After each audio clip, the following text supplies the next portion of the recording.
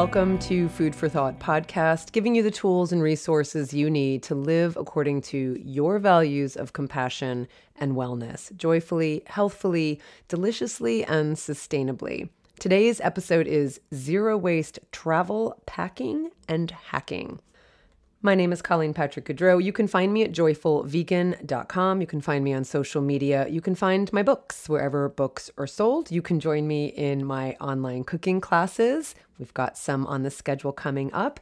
And you can join me in my vegan trips around the world. This podcast is 100% listener supported. So if it's something you enjoy, something you value, something you listen to again and again, something you share, please join other supporters by going to patreon.com/Colleen Patrick-Goudreau to become a supporter at your chosen level. And don't forget to share the love by leaving ratings and reviews of this podcast and sharing it with your network. Thank you so much. Hi, everyone. I've been working on a new website and store for 6 months now. It's been a very rocky ride. And I really want to encourage you to go over to joyfulvegan.com. The website is not done yet, but the store is pretty much done, although we're still adding things like gift cards.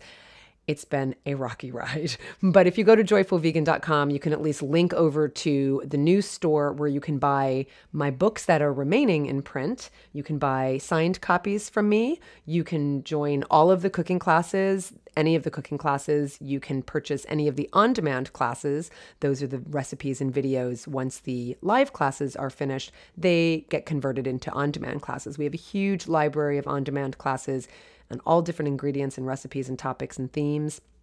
And you can also join my 30-day vegan challenge. Lots more coming if we ever get this website finished and we ever get this store finished, but go check it out. I'm really proud of what we have there now. You may have heard that 3 of my books have gone out of print. The life of these books has ended. So The Vegan Table, Color Me Vegan, and Vegan's Daily Companion are no longer available. Period. You could probably find them used here and there. They're officially out of print. But of course, the 30-day vegan challenge, I shouldn't say of course, the 30-day vegan challenge, the Joy of Vegan Baking, and the Joyful Vegan, those are all in print, and you can find those over at my new store. And people ask me all the time, I'll tell you an honest answer. People ask me all the time, what is the best way to support authors when you're buying a book from them? And the answer is, look, we write books because we are compelled to and because we want to get our thoughts out into the world. The most important thing is that that book is in your hand, and more importantly, that you read the book. But if you're asking me about, kind of monetary support and the best way to support an author, it really is from the author directly. So the difference between you buying a book, even from a bookstore or Amazon or any place, and you buying it from me directly is about a 50% difference. And that's a huge amount. So if you really do want to support authors, go and buy books from them directly when possible. And now that that is set up on my website, you can buy my books from me, the remaining books from me directly from me. And that is a huge help. So thank you for that. It's been an interesting time. I had mentioned the Zero Waste book that I'm working on, and many of you reached out to me for recipe testing. It doesn't look like that's going to happen right now. I've gotten rejection after rejection after rejection from publishers. So clearly not the right time, or we haven't found the right publisher. And so that's not happening right now. So I'm just really focusing on my podcast, focusing on creating really high value content that you can absorb and chew on and share with others, working on my classes, my cooking classes, which I really, really enjoy teaching. And of course, we've got my trips, and those take up a lot of wonderful time going on trips and bringing joy to all of you who join us. So that's what's happening. And just go check out joyfulvegan.com and hopefully you'll join me in a class or anything else that's available, or on a trip. And you did take a culinary tour with me recently, if you listened to the 4-episode series on different cuisines in the different regions of Italy. So that was super fun. I really enjoyed producing those episodes, so I hope you enjoyed them. There's been a little bit of a gap between finishing those and today because I was in Italy. So I just returned from a 3-week adventure in this beautiful country that I love so much. And some of you actually joined me on these trips in real life, for real. First in Tuscany, and then in northern Italy. And the trips were nothing short of fabulous, thanks in part to our wonderful travelers, and thanks in no small part, in fact, to a very large part, to my business partners and my dear friends, World Vegan Travel. But more on that in a bit. About today's episode, I'm using the word travel hacking in the broadest possible sense because typically the idea of travel hacking refers very specifically to the number of levers you can pull to basically get credit card points and redeem them for travel. And there's so much to say, and there's people who are experts at this, and I'm certainly not. But there's so much to say about that. That's not what this episode is about. But World Vegan Travel, Bridie and Seb. Bridie has a podcast called World Vegan Travel, so definitely check that out and listen to all of the wonderful episodes there. And on the Tuscany trip, we had a light bulb. I forgot who it was. One of our travelers suggested having David on Bridie's episode to talk about travel hacking. David learned all about travel hacking in the sense of credit card redemption, points redemption for traveling in style for virtually no money from Seb. But Seb, I think he's not going to go on the podcast. Seb likes to do, he's not going to go on the podcast. But also, David has a lot more to share because Seb's in Canada and there's a lot more limitations on this travel hacking with credit cards and banks in Canada than in the United States. So David learned from Seb everything there is to know, and he knows so much. And so quite literally, we travel on these trips. We travel in business class. We go to the lounges. We have just a really enjoyable travel experience, and we spend virtually no money doing it. So we would never pay for business class. We just wouldn't. That's just not where we would want to spend our money, but we travel in business class because of all of the credit card travel hacking, which you can learn. So stay tuned. I will let you know when that happens. And I think it's going to be really exciting. What I'm here to talk about today is another very important travel hack, and that's packing. And packing so that you can travel and never check bags while still applying, in my case, the principles that I believe in, the zero waste principles and products, and bringing those products. And of course, vegan. I mean, that's kind of a given, but that's not really what we're talking about today. Today, we're talking about just, traveling without checking bags, taking only carry-on luggage with you, and doing this in the zero waste way. We were just in Italy for 3 weeks, as I mentioned, and we each brought only a carry-on suitcase and one personal bag that fits under the seat, right? We never check bags. I'm just giving you this example of this Italy trip because it's fresh in my mind, but we never check bags wherever we go. We will be going to Africa for a month coming up. I hope you can join us. Rwanda has some spots left, and it's kind of an amazing trip, and it's probably going to be not happening for a long time. So really, really encourage you to check out the Rwanda trip. And then we have one single spot in Botswana. I believe one single spot. So if you want to join us for Botswana, that just opened up. But the point is, we're going to be gone for a month, and we won't check bags then either. And I'm going to talk all about how we're able to do that. Never, ever, ever, ever check bags. Whether we are gone for 1 week or 2 weeks or 3 weeks or a month, whether it's a domestic trip, whether it's a trip to Europe, whether it's a trip to Africa, we never check bags. We 100% take carry-on luggage, 100%, always. Always. And that means we take our toiletries on the plane with us, adhering to the US guidelines of not bringing containers of liquids larger than 3.4 ounces, as well as a ton of other items. So I'm going to talk all about how we do this and hopefully inspire you. Whenever I tell people we don't check bags, I get looks and gasps of incredulity and then pleas for help from people who want to do the same. But then I often hear people say, oh my God, how do you do that? I want to do that. And then immediately they say, no, I would never be able to do that. And some say, I want to know how to do that. But I'm here to tell you can do it.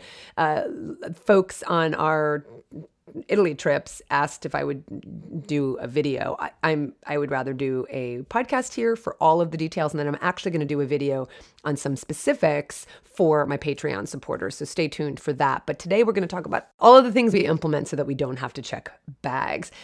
Now, this is not a random episode unrelated to my work. It's about how to pack and travel and create as little waste as possible. using as little plastic as possible, using as little packaging as possible, and adhering to zero waste principles as much as possible. And I'll talk about what some of those are, because it's not just about not buying plastic bottles. It's a lot deeper than that if you listen to any of my episodes on zero waste. For me, it's also a quality of life issue. And we've talked about quality of life for the last several decades, about how to live compassionately and healthfully and how to live a meaningful life. And so that's part of what this is. It's so much less stressful. It's so much less time consuming to travel with just a carry-on bag. And we're going to talk about why. Let me give you some pros as to why, the pros and the cons. I'll give you some cons, and then I'm going to counter the cons with pros, because they're mostly pros. But I will at least concede that there are some cons, but then I'm going to tell you why they're not cons. Okay. So let me tell you some pros. First of all, the pros, all of the advantages of traveling with just a carry-on bag and not checking your luggage. Number one, you save money. Many airlines charge for checked bags nowadays. So that's number one. Number two, which is such a big one, you just won't lose your luggage unless you leave your bag, which I've done. If you've listened to my episode on our Northern Italy trip, our Northern Ireland escapade, I think I shared that whole story with you. So, okay, you might leave your bag somewhere, but the chances are pretty small. So when we came home from Italy, or when we were watching all of our travelers go home, our Tuscany travelers first, and then our Northern Italy travelers, a number of our travelers had their luggage lost by the airlines. Now, I know this isn't something that happens all the time, but it happens. And when it does, it is a huge hassle, and it's a huge expense. It's so stressful, because then you have to figure out, did I get the insurance, which you should get, by the way, if you're traveling, so that you make sure that you get all of those things reimbursed. But there were people who had to buy clothes and borrow clothes from people because the luggage didn't make it to the destination. That's costly. So it's a thing. Lost luggage is a thing, and it happens all the time, and it creates stress and lost time and money. So that's another pro, is that you don't lose your luggage. The airlines will not lose your luggage because they're with you. It's with you all the time, right? So that's kind of related to number three, that I have it safely with me all the time. I don't want to just give over my valuable clothes and shoes and things to the airlines. I want to keep everything with me safely and securely. So you save money, you're saving time, you're saving stress, you're preventing the potential that your luggage would get lost. And you do save a lot of time in the sense that you're not standing around waiting for your luggage. That's just not how David and I like to travel. We like to, just get off the plane and start our journey, or on the way home, we just want to get off the plane and get home. I don't want to stand there waiting for my luggage, and with the potential that it's actually not going to be there, right? So that's just, for us, that's just not how we want to spend our time. It's also less stressful because if you have a connecting flight with a short window to board the next plane, you can just obviously take everything with you and just get right to the next security checkpoint. That happens a lot, especially for international travel. You never know if you're going to have to go back through security again. And it's so stressful to have to go through security again. And if you have to wait for your luggage, which is the case, again, in a lot of European travel, lots of times if you have connecting flights, you have to go get that luggage that was checked and wait for that luggage and then go board your connecting flight. So it's just stressful. And I just try to mitigate stress in my life. I do create stress for myself in many other ways. Lessons and gifts. I'm a practicing human like everybody else, but where I can avoid creating stress, and maybe it doesn't stress you out, it stresses me out. It stresses me out when I have to get a connecting flight and it's a short window and I have to go get checked bags. And we've had to do that because we've been forced to check bags in some cases, but it's just stressful and I want to avoid that. So you check your bag, you don't check your bags, you just have your carry-on. You just go right from one gate to the next. And I love that. So cons. Number one, once you get to the airport, if you don't check your bags, you're still, carrying your luggage around with you, right? Hopefully you have wheels on your luggage, on your carry-on. You probably have a personal item as well, like a backpack or a tote. So you are lugging things around the airport a bit. But honestly, Well, I'll counter that by saying, we just go right to the lounge when we travel. We just go right to the lounge, or we go right to the gate. And so it's not a big deal. And because it's not a massive bag, it's just a carry-on bag. It's not like it's super heavy, and it's not super laborious to lug it around because it's just a carry-on. So that's number one. I guess you could say, like, yeah, I want to be free. I don't want to have to worry about rolling my bag around the airport with me. Fine, sure. That could be a con. And if that's more important to you, then that's more important to you. For me, I'd rather keep my luggage with me and, just kind of roll around my bag wherever I need to. And of course, when I'm with a partner like David, and if you're with a partner, it's easier. If you have to go to the bathroom, obviously you're bringing everything in with you. If you're with a partner, they could stay and watch your luggage for you. So again, if that's your con and it's enough to say, nope, I still want to check bags, that's fine. That's fine. But it's not a con for me. Number two, if you haven't planned well, and we're going to talk about what it means to plan well in terms of the size of your suitcase, your carry-on, there's a chance your carry-on won't fit in the compartment above your seat, and you will have to check your bag after all. So that's about planning well, and I'm going to talk about that. So that con can be avoided. Same thing if you're late on the plane, if you're one of the last people on the plane because of extenuating circumstances and all the compartments are full, you will have to check your carry-on after all. So, okay, you've gone through everything to avoid checking your bags and you still have to do that. Okay, just don't be late, right? Or fine, maybe on one leg you had to check your bag, but then when you're coming back home again or what have you, you don't have to check your bags because you get there early enough. So that's not really a con for me. I think some people would say a con is that you're limited in terms of how much you can bring with you on your trip. That's not a con because that's what this entire episode is about. So I'm going to tell you about how you can mitigate that and bring everything you want with you. And still just have a carry-on. And then the other con I think people would say is that you have less room for souvenirs or gifts when you're traveling, so that when you come back home, you can't do that. So you want to bring luggage. And we had some people in Tuscany who bought another suitcase because they wanted to bring things back home with them. And again, that's fine. It's just not what I want to solve for. But we're going to talk about how to still pack gifts. We're going to talk about how to still buy things in the places you travel to and still be able to pack them on your carry-on to get back home. Okay? So I'm here to convince you that not checking bags is a better choice if it can be avoided. And so hopefully I'll be able to do that. And so that's why I'm countering those cons, because I don't really think they're reason enough to check bags. One thing I didn't mention, the other con about lugging your luggage around the airport, is that, sure, and, that's only one place that you have relieved yourself of your luggage if you do check that luggage. You're getting that luggage once you land, right? And so you're carting that really large bag around to the taxi, to the hotel, from your house to the taxi, whatever. It's just, you're lugging around a much bigger bag if, in places other than just the airport, if you do bring a large suitcase that you're going to check. So I would argue that even though, yeah, sure, when you're walking around the airport, you're bringing around your carry-on, it's still smaller. I think I maybe said that already, but you get the idea. Okay, so this is what we're going to talk about, and I'm super excited. It makes travel less stressful. It makes it less time consuming, so much more enjoyable, and less expensive as well. And so I hope to persuade you by the end of this episode. I'm really curious to know. I'll be very curious to know at the end if I have persuaded you. And, obviously it's just something you can try. And even if you plan to do this and try it for one trip, even on the leg back home, you can still check your bag if it doesn't work for you. So let's talk first about what it means to have a carry-on. Let's talk about the definition of carry-on. Now, most airlines allow for a carry-on bag, carry-on luggage that fits in the overhead bin, right?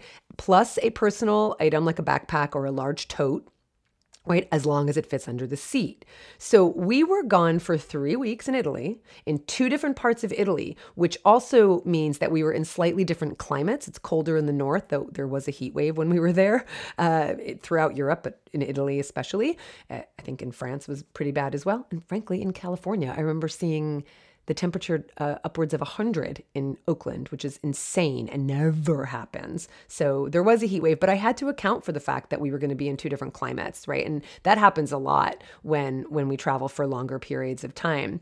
They were also very different trips. There's lots of hiking on the northern Italy trip, so I had to bring hiking clothes, and I also had to bring a rain jacket because it was going to potentially rain. And I had to bring bulkier hiking shoes than I wore. And I never wore my hiking shoes in Tuscany. I think once I put them on for the animal sanctuary, but otherwise, I'll tell you what I brought. So we were gone for 3 weeks, and here's what I brought with me. So this is for anyone who says I could never do that because I have to bring a lot of things. Okay, we were gone for 3 weeks in 2 different parts of Italy. I brought 6 dresses, 3 pairs of jeans, 4 pairs of pants, in addition to the jeans, 4 pairs of shoes. It was a pair of Vans, a pair of flip-flops, a pair of Rothy's, and a pair of hiking shoes, 1 pair of slippers, 8 shirts, 2 cardigan sweaters, a rain jacket that I just mentioned, a sweatshirt, all of my undergarments, so probably about 8 or 9 pairs of underwear, probably more than I needed, a few bras, a couple camisoles, 5 pairs of socks, if not more, it may have been 6 pairs of socks, 1 robe, I always bring my robe with me, I'm a robe wearer, 2 pairs of pajama bottoms plus a pajama top, 2 brushes, a regular brush and a round brush, all of my toiletries, shampoo, conditioner, face lotion, face wash, hand sanitizer, body spray, a curling iron.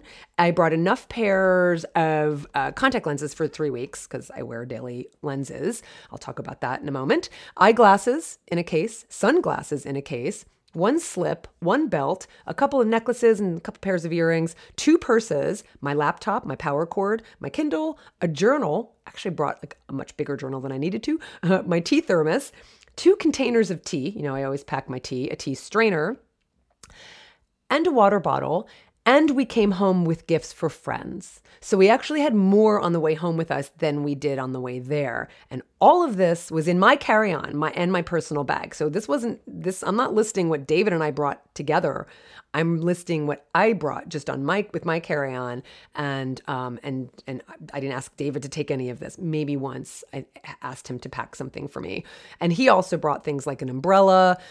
And he brought, you know, kind of the similar things that I brought. And I still overpacked. There were still things I didn't wear. So I had worn a pair of jeans and a sweatshirt on the plane when I was leaving Oakland, when I got on the plane at San Francisco airport. So I was wearing jeans, I was wearing a sweater. So I actually think I skipped the sweater that I'm talking about. So I was wearing a sweater and a sweatshirt and my hiking shoes and my jeans. Why I packed 2 more pairs of jeans in addition to what I was wearing, I have no idea. So this is where I improve every time I travel as well. But there were shirts I didn't wear, and I'm a slippers gal. At home, I wear slippers, and like if I'm in a house, I wear slippers. I don't like just being barefoot, and I don't wear shoes in the house. So I wear slippers. Now I pack my slippers every time I travel, but this time I never wore them. So this was another lesson, and this is why I have documents for the different trips I do, so I can look back and say, oh, when I traveled to Italy, it's not an Airbnb. Like if I travel somewhere and it's an Airbnb and I'm walking around the house and I'm cooking and then it makes sense for me to have slippers. But on our Italy trips, I'm never sitting around, you know, and walking around in the villa, in the hotel room. I'm barefoot and then I get dressed and then I go out the door. So anyway, the point is I didn't need the slippers, so I'm not going to bring them on the next trip. And David said the same thing. But there were things I didn't wear and there were things I didn't need to pack. So I've already taken notes so I can do better next year, especially for the Italy trip, since I know we're going back. Did I mention our 2023 trips are live now and they're filling up? And I will also be doing the same thing for Rwanda and Botswana and consider how am I going to be living in the space that we're in for the time we're gone so that I can, you know, plan accordingly. So here are my tips. 10 of them about how to travel without checking bags and still bringing everything you want, still having everything you need. Number 1, know what the airline allows, right? And I think across the board, every airline at this point, this might change, allows you to bring a carry-on for the compartment above and a personal bag for under your seat. Now, we do travel in business business class and we have a lot more room, to be honest, but we still act as if we're traveling in coach. We don't presume that it's going to be different in business. It always is. We always have a lot more room and we always have a lot more flexibility. That's just the way it is. And you'll learn this too when you learn travel hacking, but we just presume it's going to be the same. Because, if we are checking through security and they decide to weigh our bag or see if our bag fits in one of those little models they use to see if your bag is going to fit in the overhead compartment, we just presume we're traveling in economy and take exactly what we're required to take. So know exactly what the airline allows and invest in a quality carry-on and maximize that space of your personal item. So that personal item could be a backpack, it could be a duffel, it could be a large travel purse or a tote bag. So it has to fit under the seat, right? So just know exactly what would fit under the seat. And there's so many stores and resources and websites and blogs these days that you can kind of get a sense of the size of the thing you're buying or borrowing before you start packing. So as long as it fits under the seat, you'll be fine, but you just want to account for that.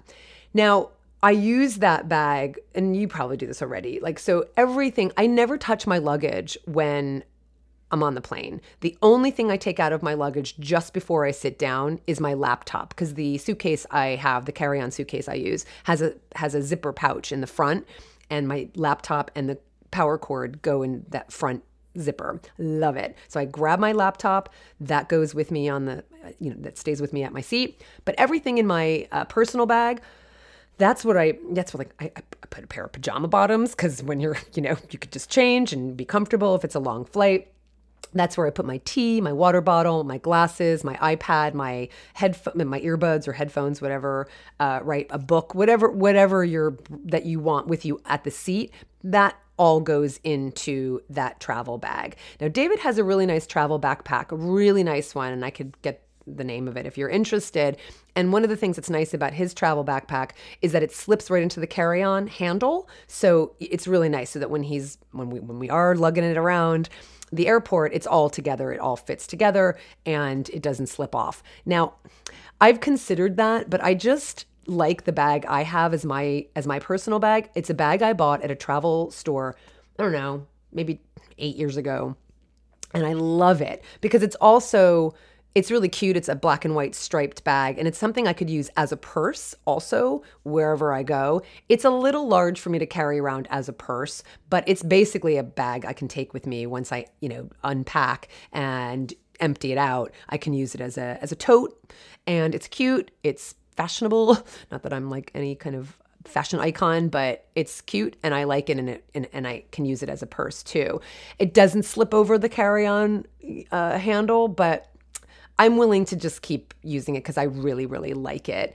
And so what I also pack in addition to that bag is a purse. So I had a little tiny purse with me that's just large enough to fit my iPhone. And that's what I brought with me like when I went on hikes, like because David had the backpack and so he was carrying heavier things. But I had that just for like walking around cities and when I hiked. And then I have another purse, also a fabric purse, or I'll bring my Arceo backpack. So that's what I bring in terms of bags, but that's what to know. Just know what you can bring on the plane and make sure your bags fit the criteria imposed by the airline. Number 2 is what type of carry-on suitcase you buy or borrow or get or have, whatever. So take a look at the size requirements. As I said, they're going to differ from airline to airline, but you can find the average size. And I think you'll find that the carry-on requirements are bigger than you might think. They're not tiny. These are not tiny bags. We have like the maximum size carry-on bags, because David does the same thing, that we can. And so just know that, but maybe find kind of a middle ground because, one airline might be a little different and you might have to check your bag after all. So just kind of do a little bit of research. But the most important thing I want to say in number 2 is go with a soft bag. Don't go with a hard shell. Make sure your bag is a soft shell.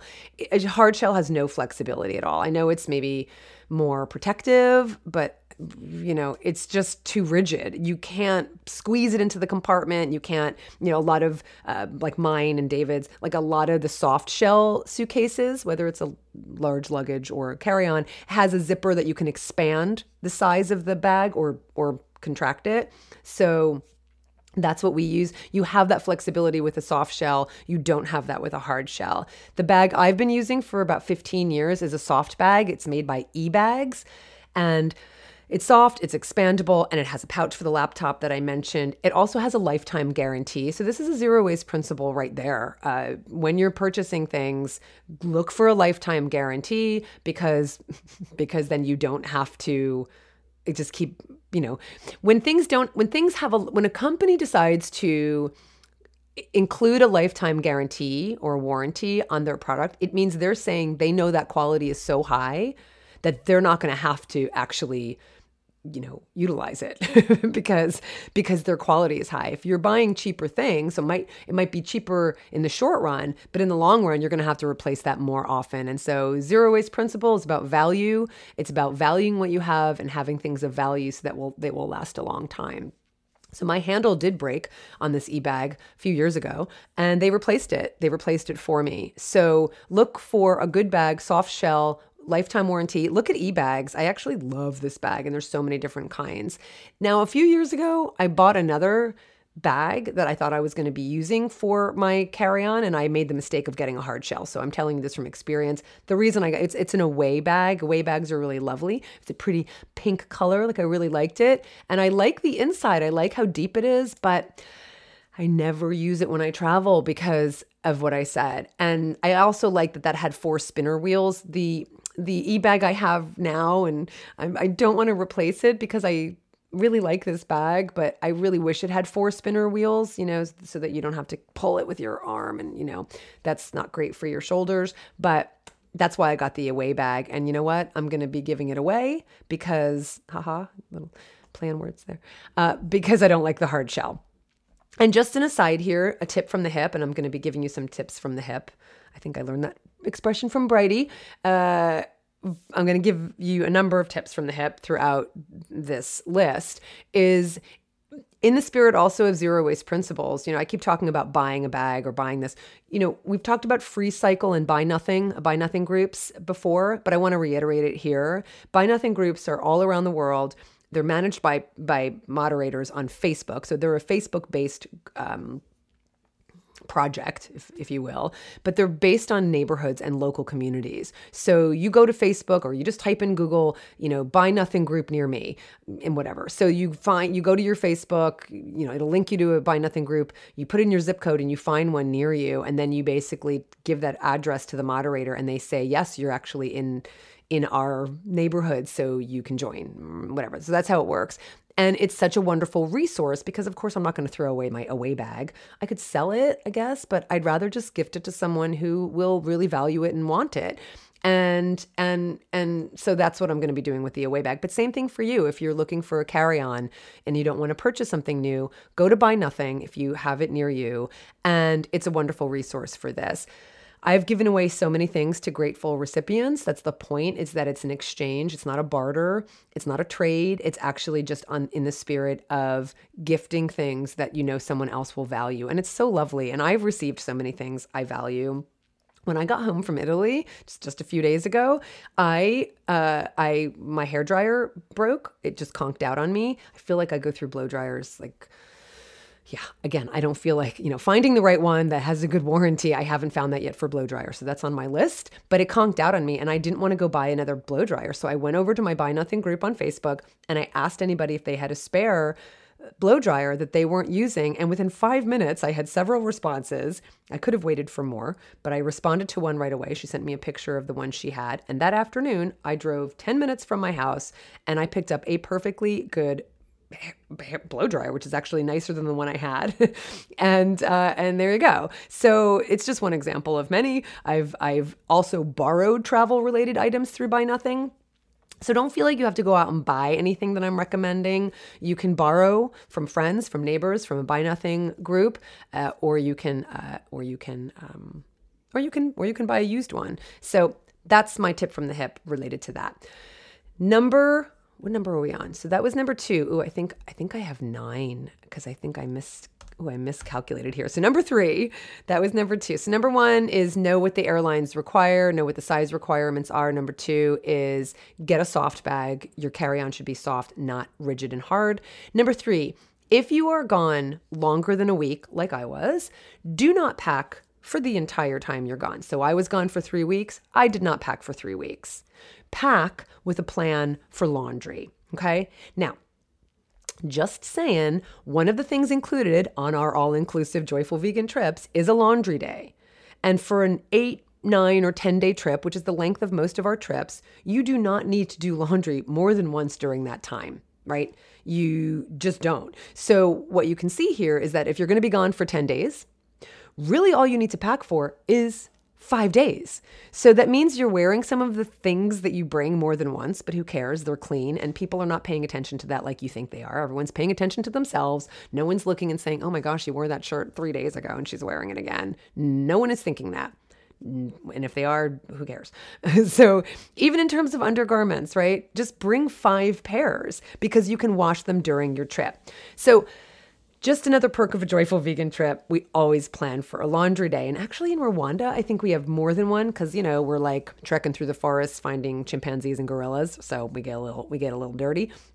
And so I think we have 2 laundry days on that trip. But we always plan for a laundry day. It was actually really cute. On a trip in the past, it was, I think, one of our Alsace, France trips. A couple of our travelers had misread the laundry day inclusion on the description of our trips. They thought it meant that we kind of like allow for a laundry day, like I don't know, go to a laundromat or something. So they brought travel size laundry detergent with them, which is adorable. So no, you don't do laundry when you come on a Joyful Vegan trip. We work with our hotels and the villas, etc., to have your laundry done for you and delivered back to your room, folded and all beautiful. Now you might be thinking, well, that's unique to Joyful Vegan trips. I'm not traveling on a Joyful Vegan trip. Hopefully someday you will. But this is an option for you. Even if you don't travel on a Joyful Vegan trip, most hotels have laundry service for a fee.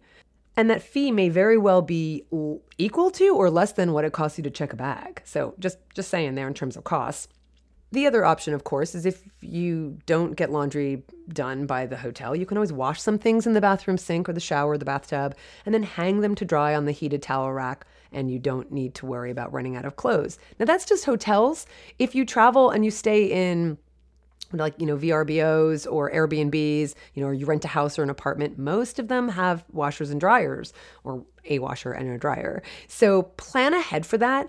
Check to see if laundry is an option when choosing your accommodations, and Bob's your uncle. Okay. So number 4 is, no, that was number 3. Number 3 is plan for laundry. Just look ahead, ask the hotel you're staying at, and maybe if you're deciding between 2 hotels, maybe that's the thing that tips you from one to the other. So speaking of tips, another tip from the hip is I mentioned packing only for 5 days if you're traveling for 10, and that you'll wear some things more than once and who cares. But one way to get around that also is to pack a couple extra accessories. So pack more accessories than outfits. You could bring scarves, you can bring a sweater, you can bring a large necklace. Things that are going to be that you can wear the same shirt for, but changing the scarf, you're actually changing that outfit. And those are tiny things. Like a scarf does not take up that much space. So that's something to consider. Like I said, no one's really noticing, but there's a tip from the hip. So number 4, wear your largest and your chunkiest pieces on the plane. So if you're, bringing hiking shoes like I had to do, they're really clunky, chunky. I wear them on the plane rather than pack them in my bag. Now, it's easier to pack light in the warmer months, or if you're going to some place that's warm. But I also pack light when we go to cold places, when we go to France and Switzerland in the wintertime. And I still adhere to all the principles I'm sharing with you. We still don't check bags. So if you need to take a coat and boots, thick sweaters, scarves, plan accordingly. You don't need more than 1 coat. You probably don't need more than 1 pair of boots. And so you're only going to bring maybe 1 pair of shoes versus 4 pairs of shoes, because the 4 pairs of shoes I brought, aside from the hiking shoes. They were pretty small, right? Flip-flops and Vans and my little Rothy's. So they're small. Okay, you just maybe bring one pair of boots if you're going to somewhere that's cold. But the bulky items, the point is they take up a lot of space in your suitcase, in your carry-on. So just wear them and kind of bulk up when you're going to the airport. And you can put your coat on you as a blanket. Another little thing, if there's a blanket there for you that's wrapped in plastic, you could spare that plastic being opened up and your coat can be your blanket on the plane. So the point is, bring the bulky stuff with you on the plane. Number 5, toiletries. We all have priorities. For me, it's bringing my hair products and my hair tools with me wherever I travel. I don't have that many tools, but I do bring a curling iron with me wherever I go. If I travel domestically, I bring my regular curling iron with me. And if I travel to Europe, I actually we bring adapters. So that's something David's in charge of when we travel. He brings all of the adapters for wherever we're traveling. But I found that bringing an adapter and then plugging in my US curling iron would actually blow out the curling iron. It just didn't work. And so it would often blow out my curling iron. And I didn't want to keep doing that because that's pretty wasteful. So what I did was, and I think Bridie helped me do this when they were living abroad, I bought a European plug curling iron. And so that's what I bring with me when I travel out of the country, out of the US. And it has changed everything. So I always have my curling iron with me and I know it's not going to blow out because it's actually the wattage in the outlet of whatever country I'm in. So that's a priority for me. I'm willing to carry my curling iron with me. Now, I don't bring a hairdryer with me because most places have a hairdryer. I mean, I can't think of a time recently when I didn't have a hairdryer. Sometimes I get annoyed at the hairdryers in Europe because sometimes they're the kinds of hairdryers, and I find this mostly in Europe, not in the US. The hairdryers are the kind that you have to hold the button down for it to emit the air. Oh my God, I hate it. It's like so ergonomically unergonomic and it drives me nuts. So I prefer the hairdryers. We just turn the switch on and you can use those. On our Italy trips, there was only one place that had the hairdryer with the button you have to hold down. But the point is, I'm not going to bring my own hairdryer with me. That's always going to be taken care of in the hotel, with the hotel, by the hotel, in the hotel. You get it. But the curling iron, that's what I bring. So whatever your priority is, account for that. If your priority is bringing, I don't know, your Game Boy or shaving kit or 4 pairs of vegan stilettos, that's fine. You decide what to pack, and some things are going to be more important than others. For me, when it comes to the toiletries, I don't skimp on bringing my shampoo, bringing my conditioner, bringing my hair products, the styling products, and bringing my curling iron. I'm not leaving that up to chance, especially since once I travel out of California, my hair changes completely and it's frizzy, and because usually it's hot where we're going or it's humid, and my hair is completely different. So I just want to try and mitigate that as much as possible and have all of my styling products with me. Now, when it comes to toiletries, in addition to my curling iron, when it comes to the toiletries, more and more hotels are moving to larger bottles, like affixed in the shower, rather than the small disposable shampoo and conditioner and stuff. I don't really want to take the chance still, because some hotels are still using those disposable. Now, I will say, when you come on a Joyful Vegan trip, we actually work with the hotels to not have those disposables. So we work with them to, again, kind of implement as many zero waste principles as we can. But so I'm going to still, though, however, bring my favorite products, and I'm going to do that because then there's no waste created at all. You know me, I love my plain products. And if you want to get a discount on the plain products and you want to use my affiliate link, go to joyfulvegan.com. You can also go to the store. The store has my favorite products in one place, including all of my message wear, the Joyful Vegan message wear, totes, aprons, that kind of thing. But it has links to all of my affiliate programs, which is only like the plain products, the Nama Juicer, and complement supplements. So you can go to my new store by going to joyfulvegan.com, because until my new website is built, you still have to go to joyfulvegan.com and then click on cooking classes or click on whatever, and it'll go to the new store. Okay. And so you can get the link for the plain products there, and you can get the discount code, and you can get a discount. So the coupon code to get a discount. So I'm able to bring enough shampoo and conditioner in my 3.4 ounce bottles for a 3-week trip. So I do that. But I also travel with shampoo and conditioner bars, or a bar. David usually brings a shampoo bar, and I will bring a conditioner bar. He doesn't use conditioner. I use conditioner. And that takes up a little less space than even those 3.4 ounce travel size bottles, even from plain. So I just I vary that one. I go back and forth. I also take my hair products. These are also in travel size containers. And I take my face lotion and face wash. And I got the best advice once that I implemented for the first time on this trip to Italy is, contact lens cases. They're small, right? They're not large. They don't take up a lot of space. When it comes to like a face lotion, I don't need a lot. I just need like a little dollop, right? So someone suggested putting lotion in the 2 little contact lens case holders. Like, there's one for the left eye and one for the right eye. And it worked. I didn't need a lot. And it's lotion, so it's not like super liquidy, so it didn't leak or anything like that. I took the contact lens case with some face lotion, body lotion, whatever you want to take, and it worked like a charm. Love it. So I do have contact lens cases laying all around the house. I've been wearing contact lenses for 45 years, and I'm not kidding. I got them when I was 6 years old. And even if you don't wear them, you can find them for free on FreeCycle, buy nothing. You can go to an eye doctor's office. I loved that advice. I'm passing it on to you. And yet I still have another tip from the hip regarding that, if you're interested. So again, in terms of zero waste principles, I mentioned I wear contact lenses. I wear daily contact lenses, which means more packaging. I don't love that. And please don't write to me and say that I'm a horrible person because I should be wearing glasses instead, which is more zero waste. Sure, I could do that, but that's probably not going to happen.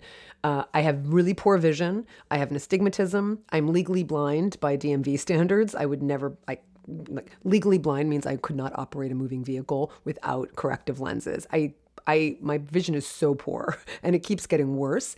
So the lenses I wear now are dailies. And so one way I reconcile that is to send all of my empty contact lens cases to TerraCycle to ensure that they get properly recycled, because it's not guaranteed that if I put my little plastic empty, those little bubble packs into my recycling here in Oakland that they're going to get recycled. But TerraCycle, they have a program. And the best thing about it is you can, with a lot of TerraCycle programs, you can buy a box. And so it costs money to do that. But also you have an example of this with the contact lens cases or the contact lens bubble packs. The eye doctors, optometrists, opticians, they sign up to be a drop-off spot for these TerraCycle boxes. So what I do is I accumulate a huge box of the empty lens cases, and my husband also wears contact lenses, and then I drop them off at a local optometrist. And so they then bring the box, this massive box, to the post office, send it off to TerraCycle, and they get properly recycled. So all that's to say is, while I obviously bring 3 weeks worth of contact lenses when I travel, I come home with the same amount of packaging because I bring them back home with me. I don't just throw my contact lens cases out wherever I'm traveling because that's stupid, because I care enough that I'm doing this at home. I want to do it when I travel too. So I basically, and David does this too, he gives me all of his empties and I come back home with all of the empty contact lens cases, the bubble pack that I then put in that box and I bring over to a local optometrist. So the point is, I'm emphasizing this because my carry-on suitcase doesn't get lighter when I travel. It's actually more full because I also buy gifts, and that's what we're going to talk about as well. So that is number 5. Is that really only 5? 4? 5. Yeah, 5 was toiletries. So 6, I misnumbered them when I was writing this. 6 is where so it's related to, what is it? Maybe 4 is where your clunky shoes on the plane, and then pack the rest. So this is kind of related to that. I brought 4 pairs of shoes. I would do it again. And I'm very mindful about what I'm bringing in terms of my outfit, so I know what kinds of shoes to bring, and I would do it again. I loved having my Vans. They're just basically like little tennis sneakers. I loved having my flip-flops. I loved having my Rothy's for just a little, for dressing up a little bit more. And I obviously had my hiking shoes, especially for the northern Italy trip where we hike a lot in the Dolomites and in the Alps, and it's amazing. And oh my God, it was the most incredible hike. So I would do that again. So again, wear those shoes on the plane. Another tip is when you are packing, use the inside of your shoes for things like small toiletry bottles, the contact lens cases I mentioned, glasses in their case, but any small things that could fit inside your shoes, that's empty space right there. So use that space inside your shoes. Number 7 is decide what to pack. Have a plan. Don't just, think, oh, okay, the night before you leave or 2 days before you leave, I'm going to pack this. We're going somewhere warm. I'll just pack some dresses. No. Have a plan. We're going to get to the actual packing of the things you're bringing. So that's culminating. We're getting there. That's the climax. But before you actually do the final packing, you need to know what you're bringing. And I really advise you to create a plan. Take a look at the weather for the time you're going to be gone. I know it's hard because you can only get 10 days out, but do your best. Start writing out exactly what you want to bring. I mentioned that I've made notes about what I want to do differently for next year or for the next trips coming up. And I'm not kidding. I use Google Docs. I have not just like a packing list on Google Docs. I actually have different packing lists based on where we go. Europe in the summer. I don't know, whatever. I don't call it that. It's called Italy, but it tends to be the same thing, right? So when we go to Rwanda, I'm going to have a different list than I would have when I travel to Italy to Tuscany. They're different. So I have different Google Docs. And because I have that written out for what I want to pack, that's easy for me to go back and modify it based on what I learned from the trip. So just create a plan for yourself. Know what the weather's going to be. Know what the activities are. Know what you want to wear at dinner time. If you want to wear something nicer at dinner time, something fancier, a jacket if you're a guy, and a dress if you're a gal. So write it out and plan for that. And then the day before we leave, I start taking out all of the clothes that I've already decided I'm going to bring. And I think about what's going to go with what, and I might make a different decision based on, I'm thinking, for instance, last year when we went to Tuscany, I brought a skirt that's a shorter skirt. It's not like I wear a lot of maxi, like long skirts, right? But this was like at my shin.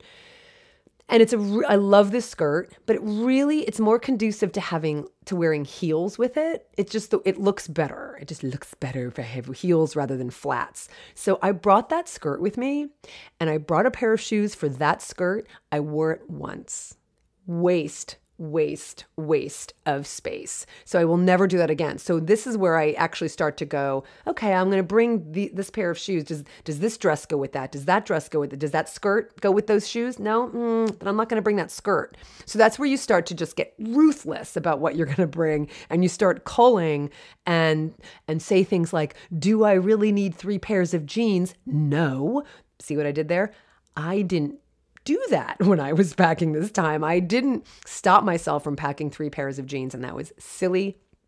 And I will never make that mistake again. So have everything out that you want to bring, start culling, making decisions as you're seeing what it looks like. It's all out on the bed or what have you. You might have planned to bring 8 pairs of shirts, but then you look at what you have and you're like, 6 is fine, right? So be ruthless and cull at that point. And the other advantage of writing this out and having a plan is that you have a checklist. Because look, there's always things, you're stressing, you're traveling, you have to make sure you have your passport, your ID, whatever it is, check in for your flight. And so you're going to forget things. And so the idea of having all this written out means that you have a checklist, and then use the checklist, because there have been times I had my checklist, but I didn't consult it before I was walking out the door. So have a plan, and prepare. And now to the biggest secret of all, how to actually pack all of that in your carry-on soft case bag and your personal bag, how to actually pack it so that you can maximize the space. That is where we're going next. But first, I want to thank you for your support. So as I mentioned, this podcast is listener supported. It has been for really as long as I've been doing this podcast. I started out as a listener supported podcast, and there were times where I had different sponsors here and there, but it's just not where I want to spend my time. I mean, the truth is, there's been a monumental shift in how people on the internet, including podcasters, get paid for their content. It's shifted to company sponsorships and promotions and this whole influencer thing. And I have just chosen not to do that. I know that maybe you think I should, but it's just not what resonates for me. What resonates for me is the support that is so beautiful and legit from you, because you're saying I really value you, and I'm not sitting here selling you things that I have to sell because I have a relationship with a company. Any sponsorship you would have heard in the past was absolutely genuine. There was nothing I sold that I didn't believe in, but I just couldn't keep doing that, and that's just not where I want to spend my time and my bandwidth. So I have visions of what the future could look like in terms of membership program. We used to have a membership through the Compassionate Cooks Club. That was kind of the original iteration of this. And now we're on Patreon, but it also has lots of opportunities for that. So I do envision kind of shifting a little bit, but it's still going to be through you. And I don't have the ability to do that right now, but we do have Patreon, and every single dollar of your support goes back to this work. It goes right to this work that you value. And so if you listen to this podcast, if you follow my work at all, just know the number of hours that go into creating this content, creating the content on Instagram, which is, one of the platforms I use. I just did a reel, and it's gone viral. There's 50,000 views on it, which is so incredible, and people are sharing it, and I love it. It took me a lot of time to do that, but it was worth it because of the people who were sharing it. But that's the stuff that you are supporting. It's value for value, right? So that's what this is. So if you are able to support my work through Patreon, $10 a month, $20 a month, $30 a month. There's so many different perks at different levels. Let me know if there's other ones that you think would be valuable for you. You get discounts on my cooking classes. You get discounts. You get special content. You get special, I'm going to make this video I mentioned, I'm going to talk about in a little bit. So, I'm giving back in that way as well, but mostly I know you're supporting this work because I'm giving through this content. So every amount counts. If you have been supporting and you haven't checked your account in a while, would you please consider doing so? There's just declines all the time. And I just don't right now have the support to go and actually look at all of those declines and then write to you and ask you to check your credit card. So if you could do that, that would be fantastic. And the other thing is, if you can support at the annual level, it's really helpful because it just gives the support right up front, as opposed to you doing something like, so for instance, if you decide to do the $10 a month, you get a discount when you do it annually. So you pay whatever it is, let's say $90 for the year. And that way, that $10 a month, there's no risk of that credit card declining. Maybe you changed your card, maybe you closed that card, maybe you lost it, maybe it was stolen. And so then you forget to go to Patreon and change your account. Well, that pledge you made, I don't get what you actually pledged. But if you do it up front as an annual pledge, then there's no risk of that. So anyway, that's why your support matters so much. And I just want to thank some of my longtime high-level supporters. You've heard these names before. They are still supporting me. I'm tearing up because I'm so grateful to all of you. I'm grateful to all of you at every level. And thank you to all of these longtime high-level supporters. David Cabrera and Alexander Gray are still supporting my work. Renee Marinkovich, thank you, Renee. Valentina Zenkel, Brooke Boussard, Michal Stone, and Sylvie Raquel. You have just been loyal supporters, and I'm so grateful. I could not do this without all of you. So thank you so much. And, I'm still grateful to hear from so many of you. We used to do the love letters episodes, and I haven't done them in a long time, but let me just read a couple quick emails to you. They're short. So this is from Suzanne, who said, I've been a listener of your outstanding podcast for the past few years, and I just want to thank you for providing engaging, insightful, and compassionate podcasts on a variety of topics. As a vegan for the past 10 years, I've learned so much from you. I've listened to other vegan podcasts, and Food for Thought is truly in a class by itself. I have also enjoyed trying many of the delicious recipes from your wonderful, well-organized cookbooks. Thank you for all you do. Thank you, Suzanne. That means so much. And from Brooke, who I just named, Brooke Boussard, who has written several beautiful emails to me. Brooke, thank you so much. They mean so much to me. Your emails mean so much to me. They still do. They always will. And she wrote, hi, Colleen, excerpting from an email she wrote. Your words and your voice changed my life a dozen years ago, and I will always be grateful to you for everything you do. Your approach to life, teaching, and advocacy is so admirable. I enjoy listening to your podcast, and I use all of your cookbooks, which are proudly displayed in my kitchen. One day I hope to go on one or more of the vegan trips. Thanks for all you do, Joyful Vegan. Thank you, Brooke. And then finally, a lovely email I got saying, hi, I just wanted you to know that roughly 10 years ago, I went to a seminar of yours at the University of Minnesota when I was in college. I bought your book and I think I had it signed. I still remember that I asked you if you thought digestion improved when you went vegan, and you said, of course. And I went home and went vegan for 30 days. And then I stopped and forgot all about it for many years as I was concerned my diet was too carb heavy. And that was back when I was still afraid of carbs. 4 years ago, I came back and focused on plant-based eating and eventually fell back into a true vegan lifestyle. I've had ups and downs and at times off and on, but I'm back fully on again. And I want to say thank you. Thank you for opening my eyes all those years ago. I haven't been perfect, but it's a journey. Any effort is better than none. And what I love about these emails is I'm so proud of the longevity that we have had. All of these letters reflect that they have been part of my work for 10 years, 12 years. I mean, it's just incredible to me. And as long as I can keep doing this, I will. And I can do it with your support. So please head over to patreon.com/Colleen Patrick-Goudreau. And now to the secret to packing everything you want and everything you need into a carry-on and never check a bag again is a scientifically proven method. Not that I care about that. It's a anecdotally proven method as well, but it is a scientifically proven method. Rolling your clothes. Rolling your clothes saves space and prevents wrinkles. So roll everything. Do not fold. Roll. You will use so much space in your carry-on bag. But more than just rolling, I want to talk about packing cubes. They're amazing and they work. Once you start compartmentalizing your things into neat little compartments, these little packing cubes, you realize how much more you can fit in. And you also learn that you still roll.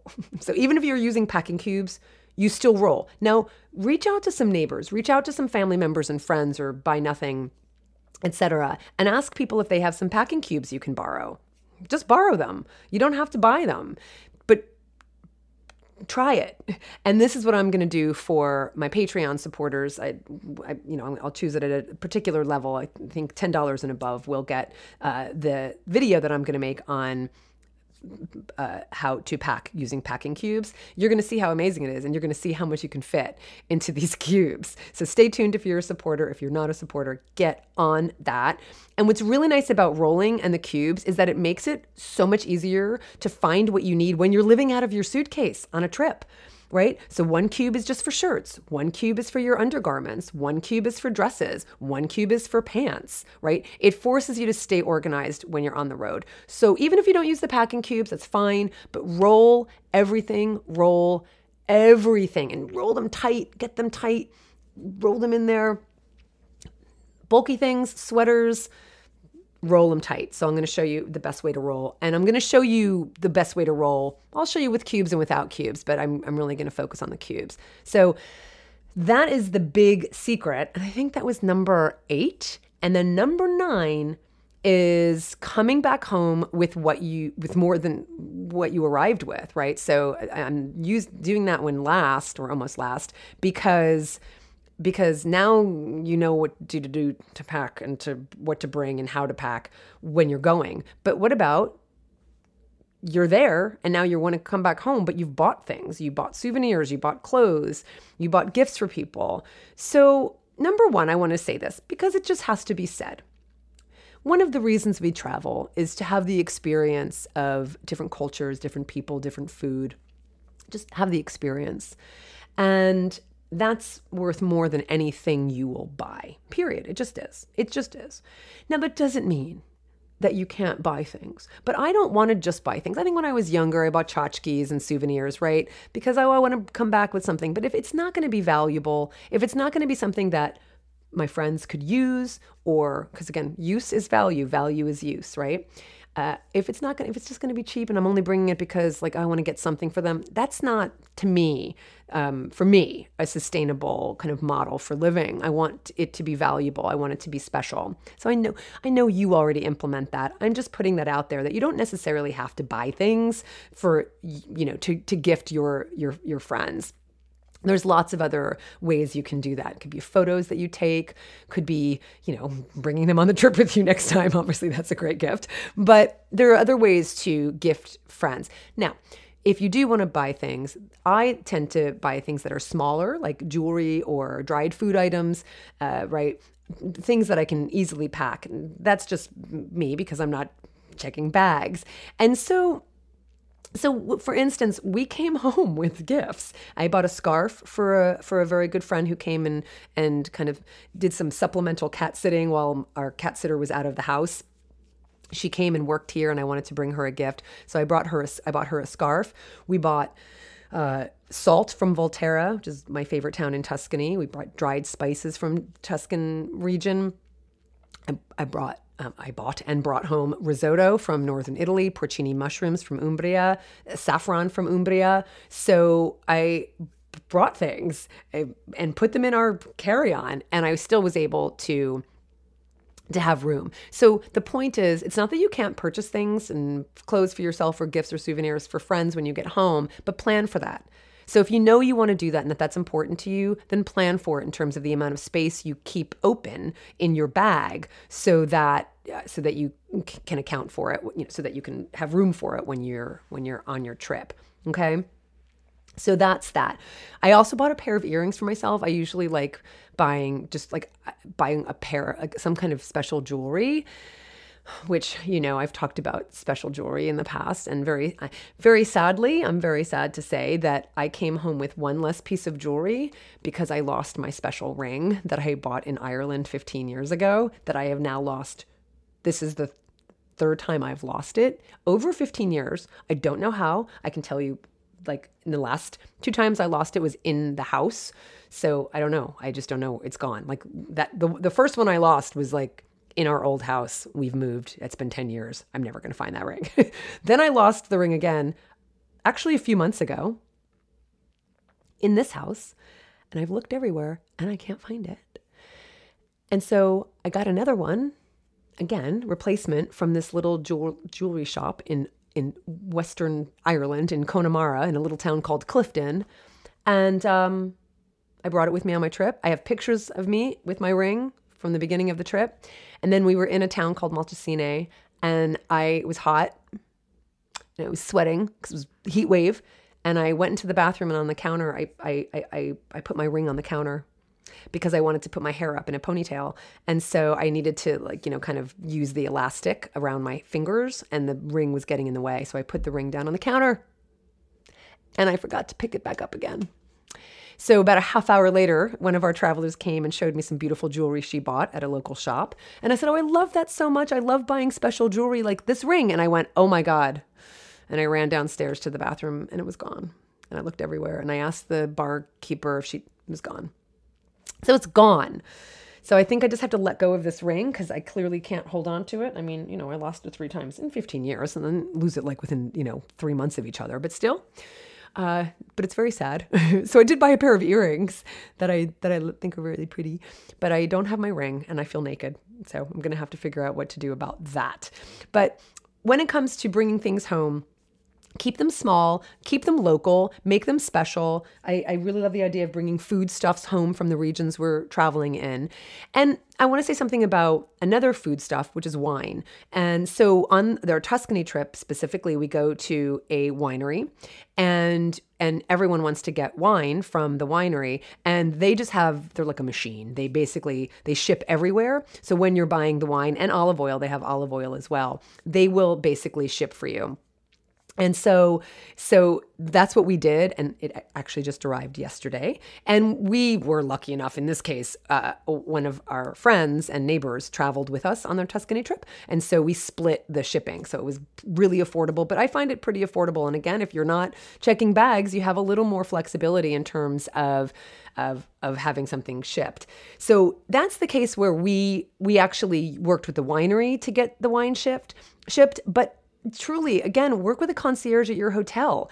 If you've bought things and now you can't fit them in your carry-on, but you don't want to check bags on your way home, work with the hotel and they can ship something for you. It's what you're willing to pay, right?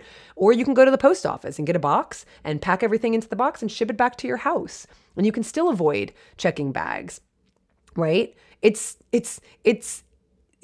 worth doing, right? I mean, it might sound crazy to like ship stuff back to your home, but I don't know that that's any crazier than like unnecessarily lugging around 50 pounds of clothes around the world, right? So it's all in service of keeping things simple, keeping things sustainable, making it easy for yourself, making it less stressful, making it more affordable, and then deciding where you want to spend the money. If you want to spend the money on checking your luggage, do it. If you want to spend the money on shipping something back home to you, do it. But for me, it's all about making the experience as enjoyable as possible. Now, I mentioned that we're going to get David on Bridie's World Vegan Travel podcast and talk about travel hacking in the sense of credit cards, because it is so worth doing. And I really, really want to share it with you because it's complicated. It's complicated. You can go to a website like, what is it called? The Points guy. He's probably one of the most popular bloggers on this topic, and you can find out which credit cards to start with. And especially if you're considering on coming on a joyful vegan trip next year, or if you're coming on Rwanda or Botswana, there's still time to get some credit card points and get them so you can start redeeming them for your travel. So plan ahead now. And, don't wait for the podcast episode because we got to get David on there, but start looking into that because it's worth it. So that's another travel tip I wanted to give you right from the hip. But even if you don't do the travel hacking with credit card points, I will tell you this. In terms of sustainability, when I say sustainability, I mean more of like emotional sustainability, but making the travel as stress-free as possible. Get yourself global entry if you travel internationally, and get yourself TSA pre. Do not argue with me. It's $85 for 5 years for TSA pre. That means you go through the TSA pre line. You don't have to take your shoes off. The lines are always shorter. The lines are always faster, and it's worth it. Like, it's $85 for 5 years. That's like $20 a year. Okay. And then global entry, so that you don't have to stand in line for customs and for the passport entry. It's mostly for the passport. You don't have to do that with global entry. Also, $100 for 5 years. So it's worth doing this so you can just cut right through those lines and just get out of that airport. And because you're doing this and you're not checking your bags, once you get through the passport check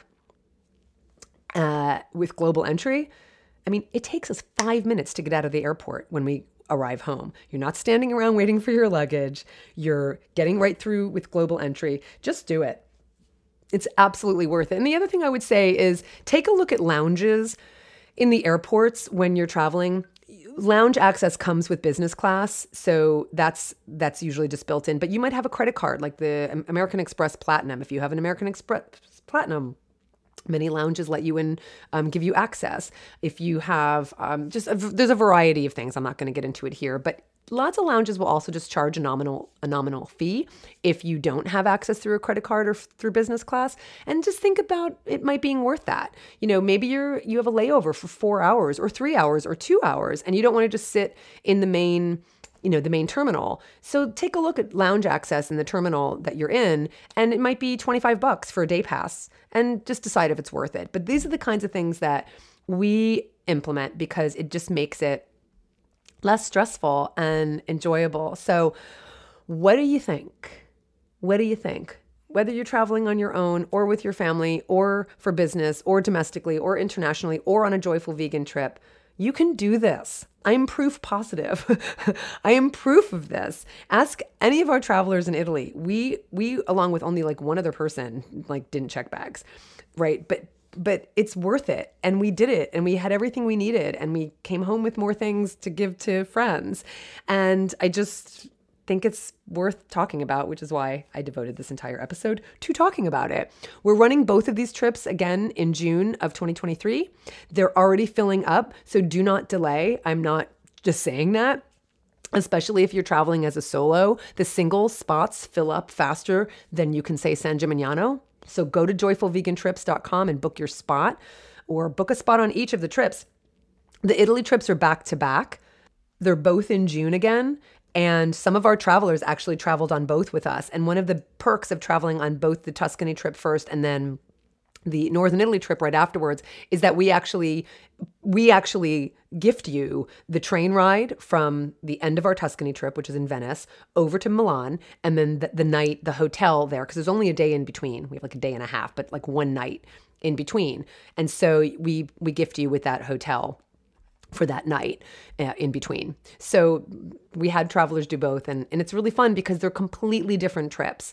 And I do not exaggerate when I say that magical connections take place among our travelers.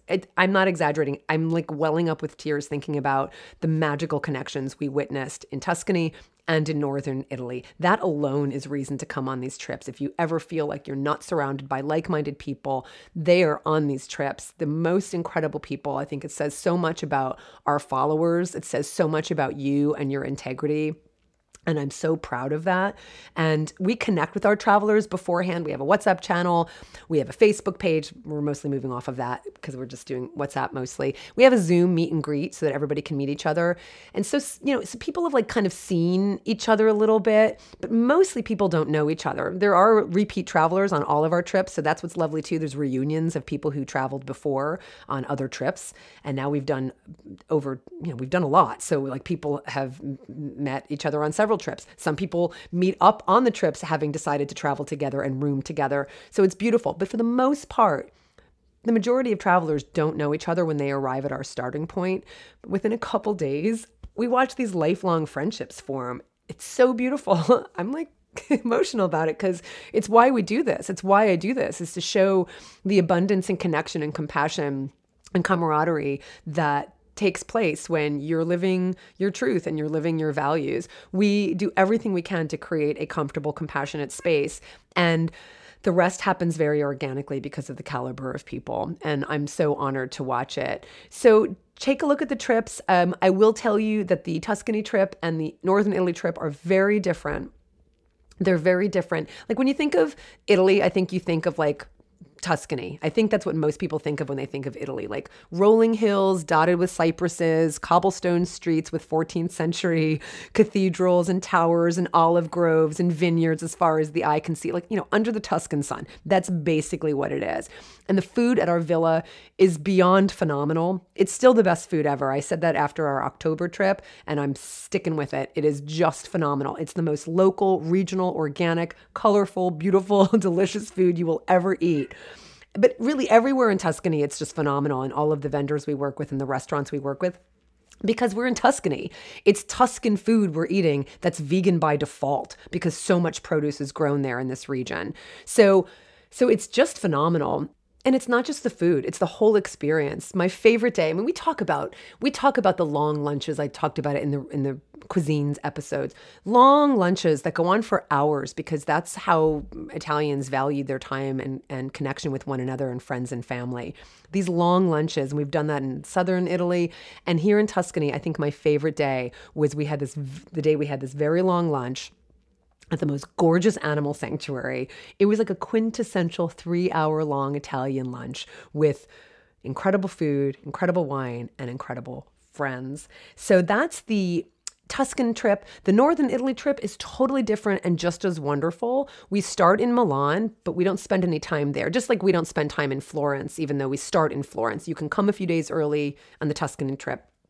You can come a few days early and spend some time in Florence. And same thing with the Northern Italy one. You can come a few days early and spend some time in Milan.